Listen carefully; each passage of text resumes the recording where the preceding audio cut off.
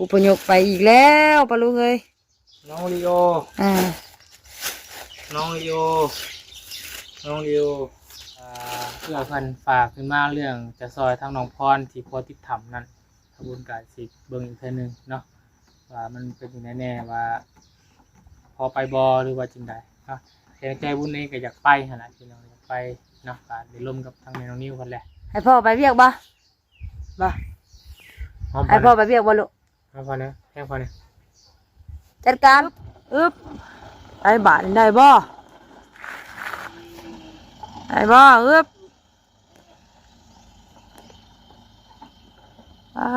หนทางปะลุงเลยเนาะสุดโหด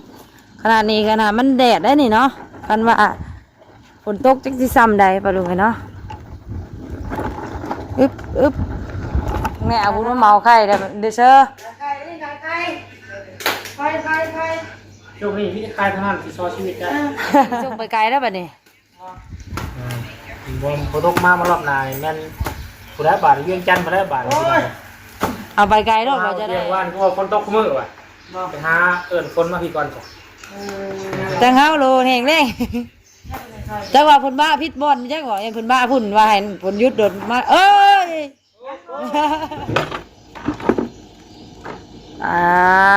โตบาดเลยตะลุยเนาะป้าแจ้งจางปางทั้งนี้ก็ถอยรถถอยล่างออกจากอ่างจากเพื่อนเลยบาดนี้ปะลุงเนาะจากอู่จากเพื่อนแล้วคนดูเนียนหน้าแรงอีกแล้วปะลุงเนาะมีหน้าแรงไปหาเวียกหางานอีกแล้วว่าจิมาลงมาลำให้ลำหน้ามันบ่มีน้ำมีไปอีกคือเก่าปะลุงเลยไปอีกแล้วพี่น้องเลยเมื่อถามฝนแหละไปอีกก่อนเด้อมีอีกก้อนบาทเลยหมอยนี้ได้เนาะมึงไหนทั้งผ้าปะลุงเลยทั้งผ้าผู้มียังน่ะเจ้าเบิ่งลูกแท้จักอะมียังยุงเหรอโต้นอยู่ตกก้นทำยังกันดูแล้วนะยุงกินเมื่อจะคือบุ่มบึ้มอยู่พอดูนั่นนู่ต้นคือตีบุ่มอยู่นี่บ่ไปละคันนั่นเนี่ยบัดละนี่เราจะคันคือเห็นดินมันบึ้นอยู่ยังคิดว่ายุงบุกช่วงนั้นนะเวนน่ะสบายดีป้าลุงหน่อยยุงร้ายเนี่ยสวัสดีป้าลุงสวัสดีครับเพื่อนลูกมือไม่ตู่บอกไหนตู่ยูบอกไหนตู่ยูบอกว่าวินเนอร์เห็นนกมือสวยนกมือสวยเอาฝากได้จ้ะฝากคนคิดกับบุญเด้อให้เบิ่งคลิปเลยให้พ่อบุญมาจ้ะให้ไม่อินเด้อกับวินเนอร์เด้อหรอว่าบอกลูกเอาเทสตังค์ก็บริเช็ด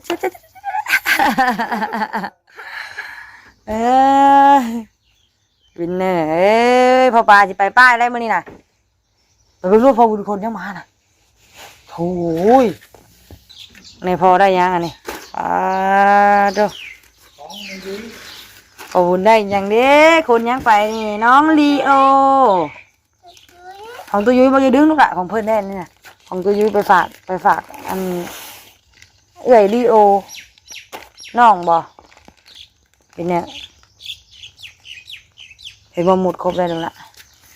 เอาป้าลุงไงเนาะสบายดีเด้อป้าลุงไงสบายดีแล้วสวัสดีป้าลุงFC บัดสุขุสุคนอุปยกไปอีกแล้วป้าลุงเอ้ยน้องลีโอ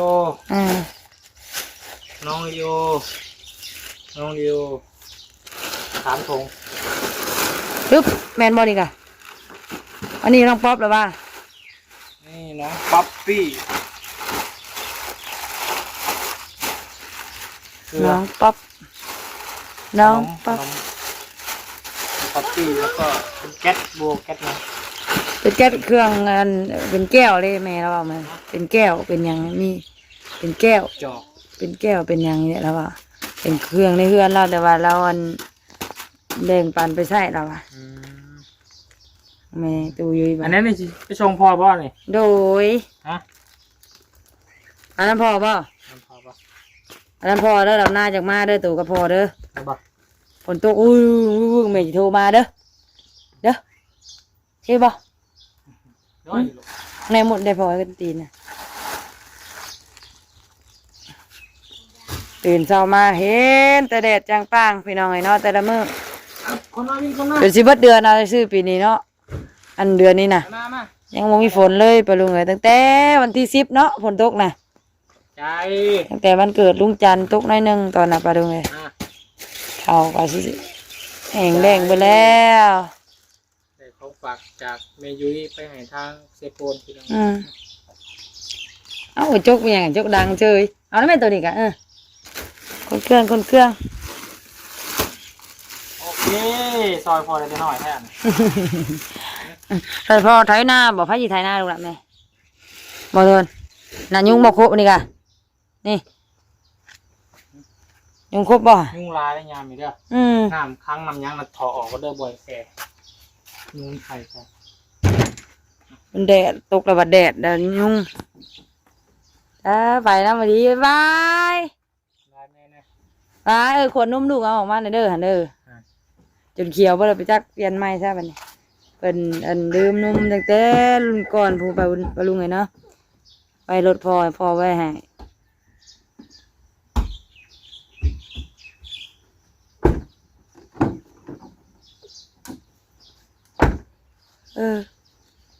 สวินบ่อย เสียวิน สบายดีเด้อพี่น้องเด้อสบายดีพี่น้องตอนเช้าเนาะครับแดดออกแต่เช้าเลยมื้อนี้พี่น้อง 7 โมงเลยนี่นะ 7 โมงครึ่งไปลุงไงเนาะพี่ แดด เดดมอยว่า7 โมงครึ่ง ทางวนเองก็จะขึ้นไปเซโปนก่อนเนาะขึ้นไปซื้อไม้ซื้อตอกเนาะให้กับน้องป๊อปพี่น้องเนาะเรียนเบียกเรียนงานทางนั้นแล้วถ้าว่าทางเอื้อยเพิ่นฝากขึ้นมาเรื่องจะซอยทางน้องพรที่พอติดถ้ำนั่นขบวนการสิเบิ่งอีกเทื่อนึงเนาะว่ามันเป็นยังไงแน่ว่าพอไปบ่หรือว่าจังใดเนาะแต่ใจบุญเองก็อยากไปหั่นล่ะพี่น้องอยากไปเนาะก็ได้ร่วมกับทางแม่น้องนิวเพิ่นแหละน้องนิวเพิ่นก็เอาลูกใหญ่ไปพี่น้องเนาะก็เห็นแล้วใจต้นน้องพรเพิ่นนั่นแหละ โดย ถ้าว่าปูนไปเนาะสีส่วนทาง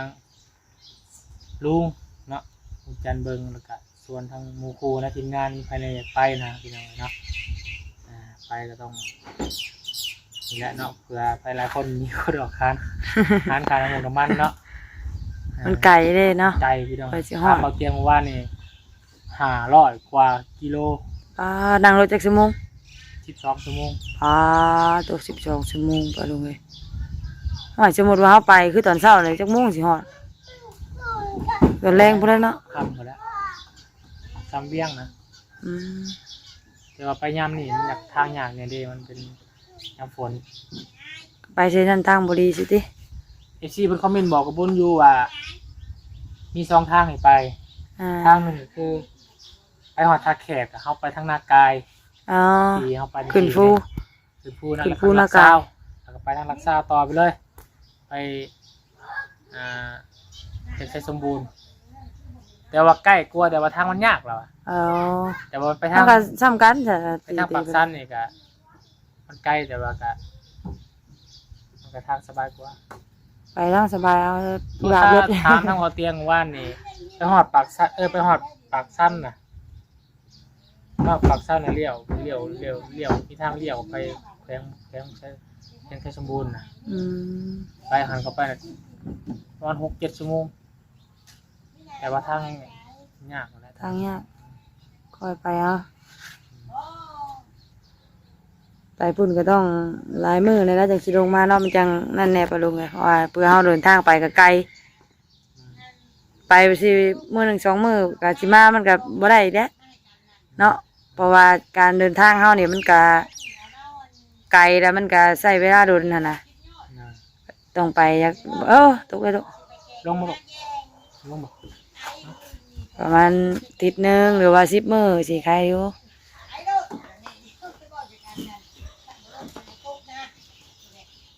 ไปก็อยากให้ไปช่วงนี้แหละเนาะฝนบ่ตก ก็ทำให้หน้าแล้วยันมันยากว่าลงไงเนาะไอ้หน้ากะพอมีน้ำมีในอยากดำให้มันเลี้ยวไปปลาลงไงเนาะมันจะบ่ได้ค่านะเอาเช่นนี้เขาอยากไปเรียกหยังกับคะนิ่งน้ำ ทำแล้วกันแล้วป้าน้องวินยุงเฮ้ย มันกัดบริเจ็บยุ่งเลยนะ จบแหลม อ่า ยุงลายเลยบีบวินเนี่ยเป็นพ่อบ่เป็นพ่อบ่เนี่ยบ่ย่านบ่ไอเสือ ก็เดี๋ยวเขามาต้องนะ คันฝนตกจังเอาเขาหากบ่ตกหรอกเบิ่งทรงนี่ก็ได้เพราะว่ามันอากาศแดดมื้อนี้แห้งแดดปลาลุงเนาะเบิ่งเด้อยันบ่ปิวเนาะมันนักอยู่แดดเกือบลูกเด้ลูกสิไปไสมันป้าไปเพิ่นป้าจักลูกบ่ เก็บเรื่องเลยครับ ป่ะวินป่าเลย เดี๋ยวเสียงทางสมุนเลย วินป่าเลยคนขี้ดื้อเอ้ย เอาละ ให้พ่อไปเวียกบ่ให้พ่อไปเวียกบ่ลูก เอาพอนะแค่พอนะ จัดการ แข่งกันนะไปจัดการแข่งกันเหรอ จัดการวินเนอร์ เบื้องคอเนี่ย เวลาอยู่นำแม่ก็พ่อนี่แม่กันเมียกันเลยเพิ่นว่าว่าสอนพ่อ เงียบไปเลยเงียบไป อยู่ไปฮะ จะกัดแขวกว่ากัดแขวข้างเงินออกเงินออก อันมีตู้อันโทรมาแหละมีตู้อยู่โทรมาแหละ อืม อึบได้บาทได้บ่อึบ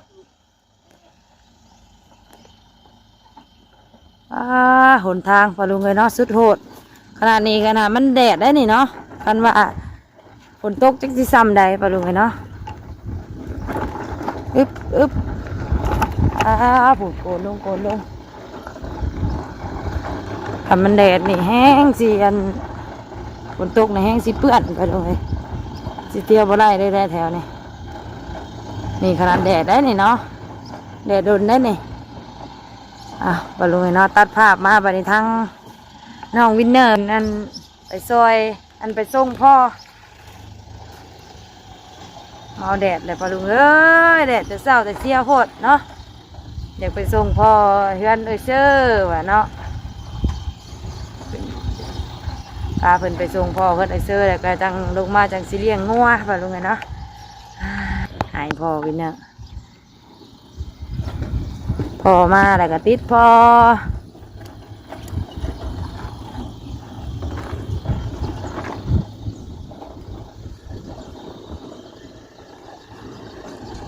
ขี่รถน้ำพ่อก็ลงเลยอึบไปพาไปส่งพ่อกันหาจักหน่อยสิลงมาไปลงกันเนาะไปหาเลี้ยงงัวฝนมาตกหาเลี้ยงงัวถ่าไปลงเลยเลี้ยงงัวถ่าฝนอึบเปื่อนฮึบอ้าวมาแล้วอุ้ยไม่ยังไงเนี่ยเตรียมตัวหรือยังเอาวินเดอร์ไปน้ำได้บ่นางเอาวินเดอร์ไปน้ำได้บ่ลูกบ่ให้น้องไปน้ำได้บ่เอาละแม่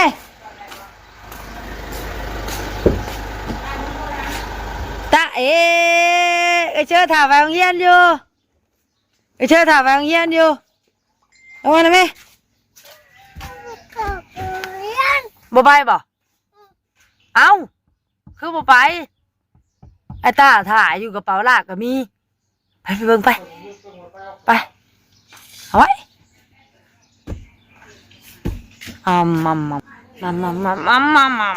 โอ้ยตัวใดได้ให้น้องนี่ตัวใดว่าให้น้องวินเนอร์นี่ฮึบเมื่อยเลยนะเอาวิน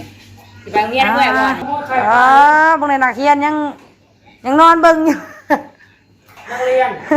นักเรียนขายน้อยขายไข่แม่เอาบุญมาเมาไข่เดี๋ยวเชื่อไข่ช่วงนี้พี่จะคลายทหารที่ซอชีวิตได้ เดี๋ยวพอเอาลงมาโลดนี่มีร่างมันจะหายยางมาเอา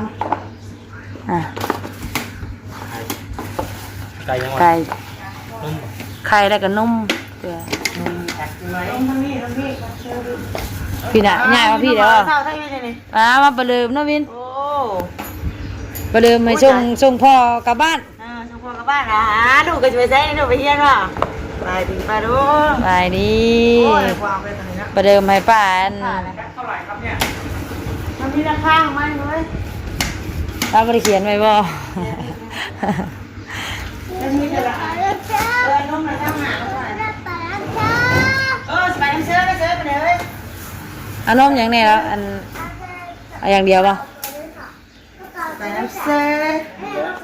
โอ้ตายโอ้ยตีกัน ไข่เลยเนี่ย ตีหัวนักเรียนแพงอีกแล้ว นี่แหละเพื่อสุขภาพจะป่วยหรือไงนี่หน้าครับ ดีหน้าเลยอะนักดี หน้างานดำ ดีหน้า หน้ามาป่าดีกว่า มารอบใดก็ได้ก็ไปคือเก้าประธานได้ดำหน้ามารอบใดก็นอลิน หน้ามาเนาะโอ้ยผมถือเสื้อเราพี่ เอาเพิ่นดีกว่าติ เราไม่ได้กลัวจะเสื้อ วันนี้ว่าบ่ตกอีกบัดนี้สิส่งไปไกลแล้วบัดนี้ ผมพอตกมามารอบนายแม่นผู้ได้บาทเวียงจันทร์ผู้ได้บาท เอาไปไกลแล้วว่าจะได้อันว่าอยู่ดุล ไก่แท้ เอาดิ อยู่ใกล้แต่มันแบบว่าฝนตกยังไหลโทรมาไว้เด้เอาไปไกลเราเบิ่งบัดนี้ยังเถื่อฝนตก ดูมัน ตัวนี้ใส่เนาะ ขอฝ่าขอฝนเรามี ขอฝากคือว่าฝนตกโตหาเตียงว่านคือว่าฝนตกมื้อว่ะ บอก ไปหาเอิ้นฝนมาพี่ก่อนจ้ะ ตกดีมาลูกมา เห็นบ่อันแถวอันเพิ่นติดถ้ำแล้วเนาะก็น้ำป่ามาคุมื้ออะไรบ่ตังเฮาโลแห้งแล้ง จักว่าเพิ่นบ้าพิษบ่อนจักว่าเพิ่นบ้าพุ่นว่าให้เพิ่นหยุดโดดมาเอ้ย โธ่เราวินใจเย็นสิเฉวินอย่าวู่วามเฉวิน 8 โมงแล้วที่ เอาทรงเดิมไม่จะไปเราวิน ใส่จะพูดแล้ว ให้สักครู่จัดการให้นักเรียนเฮา อ้าวเฮ้ย แต่นั่นบ่พอช่ำไปซื้อเอาอีกไปซื้อเอาอีกแต่หนึงแม่นเพิ่นอยากได้3โอ้นางอีติ้วเดี๋ยวมันผมมาโทรเชื่อป่ะ พี่แต้งบอกว่าเสื้อไปกินนี่นะห้ามพี่นะ วิน อันนี้3แพ็ค9 เมนูนักเรียน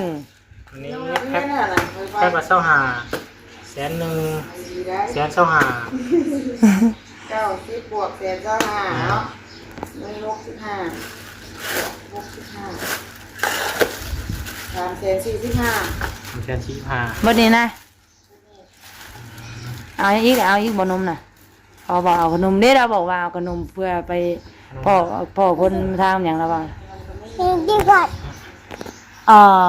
ทำอะไรหาลอยเนาะ แม่ไม่รู้ อีก500ดิเป็นมีเป็นอย่างเด้พ่อนั่นก็เอาโลดนั่นก็ มาจุกเก่า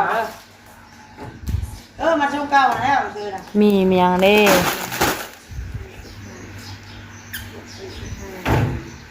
ในตาเขาเห็นว่า15แหละ แต่ว่าโอ้ นี่น่าช่วย ตอนนั้นยังว่าเอ้ากำลังงงว่าเอ้า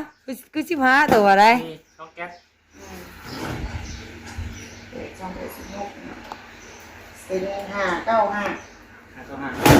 เร็วก็ซื้อไข่เนาะ นั่นแหละ โอ้ ยังไข่อีกแตะหนึ่งเด้ มันบอกใครแค่นึงพอดีเฮ้ย1,000บ่ อ่ะเพิ่ง1,000 พอดีเปี้ยค่าเดินทางนี่เด้อ โอ้ยการเดินทางเลยดิโอ้อาบุญมาประเดิมแต่เช้าเลยมื้อนี้ไปลุงเลยเนาะ ขอบใจขอบคุณในร้า เอ้ย ลูกหานำด้วย595คือเพื่อได้คือนี่ ได้ยังออกคือนี่ จาก มื้อนี้เรียกปลาแล้วมื้อนี้ฟันว่าอันละหอยปลาให้เลือกปลาขาว 18ว่าคือนี่บ่ อ๋อ ฮะ ผมบอกว่าชิปเปียกเมียเด้อเฮ้ยเนาะ เรียกแมวบอกน่ะ เอ้า18ได้ยัง818บ่818ด้วยสิแหละ เฮ้ยเอาเพิ่นบอกว่าซื้อเลยเฮ้ยเด็กแมวมื้อนี้น่ะเพิ่นน่ะปลานี่น่ะ ใจ นั่งนี้รถไทยกันเลยชื่อเมียเด้อ เป็นยังคือว่าเลย ฟันไป น แล้ อ วน เว้นเลยพันจัก ฟันนอนนกง่วงฟันมาแมวปลุกแล้ว มึงนี่กลัวแมวปลุกแถมเบี้ยห้องก็บ่บ่อยู่วะ กันแล้วบอกว่า โอ้ยสาดเอานี่แต่ก็คืออยากซื้อแท้ ลืมเลย สาดเนาะเอายังไงยังไงยังไง พอมันอยู่เรื่อง ตัวใหญ่นี่ถามถึง ใหญ่เรื่องน่ะตอนเราฟันบอกน้องจุกว่ากำขี้ ได้ เล่าใส่เป็นขี้เพิ่งขี้ยังขี้ห้อยขี้ เออขี่แล้วขี่อย่างนี้ได้เนาะเอ้ย เต็มชุดผมมาเลยวันนี้วะใช่ บัตรที่ถือก็บ่เอาแล้วเท่านี่กะ ก็หลายแบบนั้นเหรอ ป้ามันนี่น่ะป้า เอาแบบ ไม่ติดปลาดิ แม่กินปลา กระติ้วเลยค่ะดิ เรียบร้อยปลาดุงไงเนาะนี่ยังเหลืออีกไข่แต่หนึงไปซื้ออยู่เนาะ เจ็บปวดหมดแล้วพี่น้องเลยเนาะเบิ่งกันว่าไปไหนสิได้เนาะย้ายไปแล้วพี่น้องกับพวกที่ว่าสนยุคนมันข้าวน้ำมันน้ำใหม่นะเนาะ ขนมนี่ละแม่เราให้อันนั่นบอกไปฝากคน แม่ฝากคนป่วย คนป่วย ขอบใจทั้งแม่เป็นลายพี่น้องเนาะที่คอยอายุคากินเกี่ยเครื่องนะครับคนเคสเซฟโฟนพี่น้องเนาะคอยแม่มันดีๆไม่แห้งเลยแม่เด้อเนาะ ให้ปัญญาลูกค้าต้องแม่เพิ่นกันเนาะ เป็นแข็งบริความมีตัวรับการเป็นแม่เด้อเนาะขอบใจเนาะ โดยขอบใจหลายๆดีมีแห้ง แห้ง ไปละพูดไปโรงเรียนไอเตอร์ไอตาละ จับกระเป๋าแล้วก็ ไปสับปะรุงไอ้เนาะมาส่งทั้งพ่อบุญเพิ่นออกเดินทางยังถ่าพ่อน้องจุกบ่นี่ เวลาแต่ว่ามี เบิ่นเวลาของเฮาแล้ว ให้เพิ่นกลับบ้านเพิ่น เวลาเขาไอ้ที่ เป็นเวลาของเฮาแล้วบัดนี้เนาะไปสับปะรุงไอ้เนาะพบพ่อกันคลิปหน้าเด้อคลิปนี้สบายดี เหยียบได้เลย